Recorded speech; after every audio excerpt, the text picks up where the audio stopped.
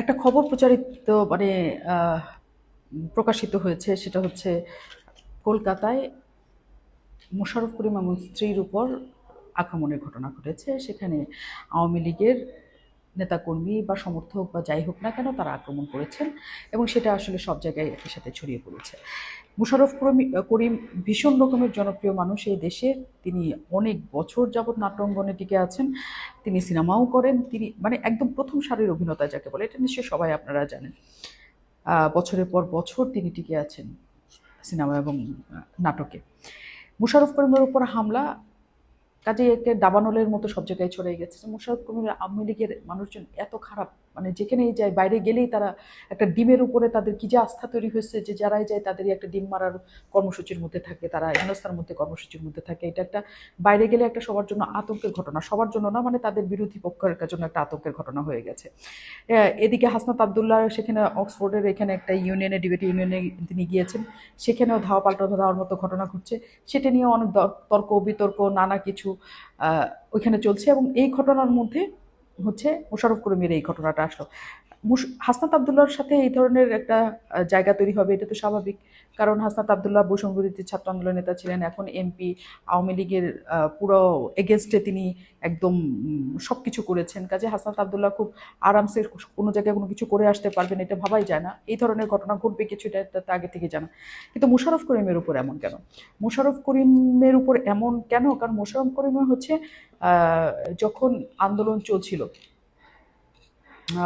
আন্দোলনটা মোটামুটি শেখ হাসিনা গুছিয়ে নিয়ে আসছিলেন। বিশ্ব মাধ্যম শিল্পী সমাজ, এইরকমই একটা নাম, তারা এই নাম নিয়ে তারা আন্দোলনের নামে প্রথমে সেটা হচ্ছে সংসদ ভবন এলাকায় ছিল, তখন ওইটাতে বাধা দেওয়ার কারণে পুলিশ তারা হচ্ছে ফার্ম গেটে চলে যায়। সেদিন তুমুল বৃষ্টি, আগস্টের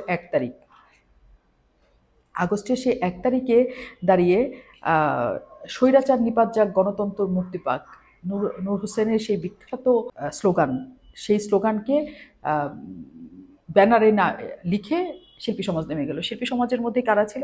শিল্পী সমাজের মধ্যে মোশাররফ করিম ছিলেন, আশফাক নিপুণ ছিলেন, তারপরে অমিতাভ রেজা ছিলেন, বাঁধন ছিলেন, মামুনুর রশিদও ছিলেন, অনেক শিল্পী, এবং ছবিতে তাদের চেহারা দেখা যায়, অনেক পরিচালক প্রযোজক ছিলেন।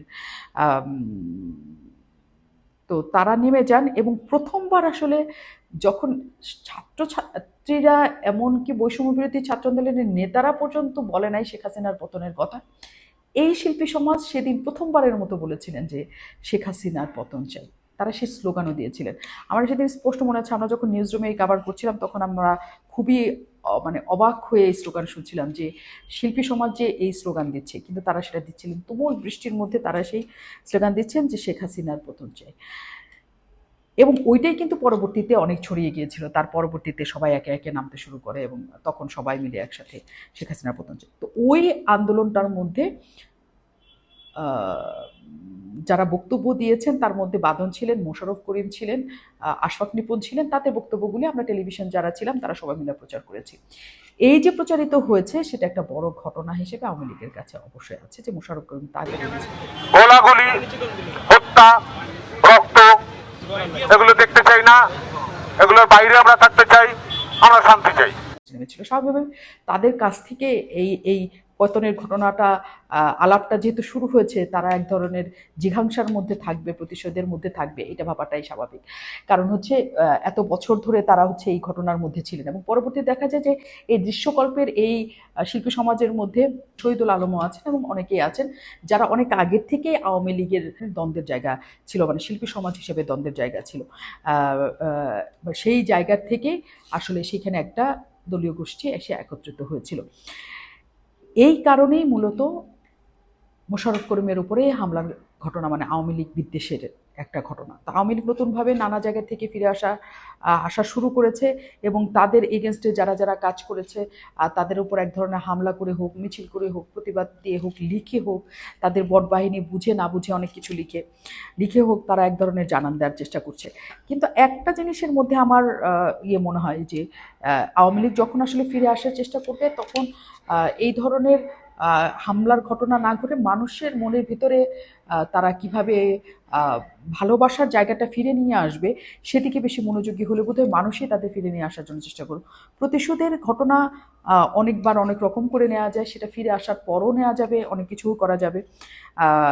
যেমন আমরা বর্তমান প্রধানমন্ত্রী তারেক রহমানকে দেখছি যে অনেক কিছু প্রতিশোধ নেওয়ার থাকলেও তার ক্ষমতার 4 মাসের মাথায় আমরা খুব বেশি উনি প্রতিষ্ঠাপরায়ণ হয়ে কিছু করেছেন বা প্রতিশোধ নেওয়ার চেষ্টা করেছেন এই জায়গাটা দেখিনি। ফলে কী হয়েছে, মানুষের কাছে উনি একটা আস্থার জায়গা এবং একটা আরামের জায়গা দিচ্ছেন। তো আওয়ামী লীগের প্রতিশোধ নিতে চাওয়াটা স্বাভাবিক, কারণ তাদের যেভাবে এই দেশ থেকে চলে যেতে হয়েছে এবং তারা যে ভয়ঙ্কর পরিস্থিতির মধ্যে পড়েছেন, কিন্তু এটাই আসলে সঠিক সময় কিনা এবং সবার উপরে প্রতিশোধ নেওয়ার সময় কিনা সেটা ভেবে দেখার সময়ও বোধহয় একই সাথে এসছে। যাই হোক, মোশাররফ করিম নিজে বলেছেন যে তার উপর বলার মতো কোনো আক্রমণ হয় নাই, এর জন্যই সম্পারেজা সবাইকে বোঝানোর চেষ্টা করেছে। তার বোঝানোটাই বরং আমি শুনি, কারণ আমি কিছু বললে আমি লালবদর হয়ে যাব, আমি আওয়ামী বিদ্বেষী হয়ে যাব, আমার বিচার চাবেন, আমার নোংরা পোস্ট পড়া শুরু করবে। তার চেয়ে বরং বঙ্গবন্ধু শেখ মুজিবুর রহমান এবং মুক্তিযুদ্ধের সৈনিক হিসাবে সম্পারেজা কি বলছেন সেটাও যদি আমরা শুনি তাহলে বোধহয় অনেক ভালো। আমরা যারা বঙ্গবন্ধুর সৈনিক, যারা মুক্তিযুদ্ধের সৈনিক, যারা জয় বাংলার সৈনিক, আমাদের ভদ্রতা অন্য লেভেলে হতে হবে। আমার মুখের যে ভাষা, সে ভাষা তো ভাষার জন্য যুদ্ধ করে পেয়েছি আমরা। আমার মুখের ভাষা কাউকে নষ্ট করতে দিব না। হতে পারে হাদি সাহেব, সারওয়ার ফারুকী সাহেব, এনারা ওনাদের একটি ভাষা তৈরি করেছেন, হ্যাঁ, কিন্তু ওটি আমাদের বাংলাদেশের ভাষা না। বাংলা ভাষা অশ্লীল নয়, বাংলা ভাষা দারুণ এক জায়গার। যেই ভাষায় বঙ্গবন্ধু কথা বলেছেন, যেই ভাষায় রবীন্দ্রনাথ কথা বলেছেন, যেই ভাষায় কাজী নজরুল ইসলাম কথা বলেছেন, সেই ভাষাকে আমরা সযত্নে মাথার মুকুট করে রাখবো এবং আমাদের বাংলাদেশকেও মাথার মুকুট করে রাখবো, কাউকে নিতে দেব না।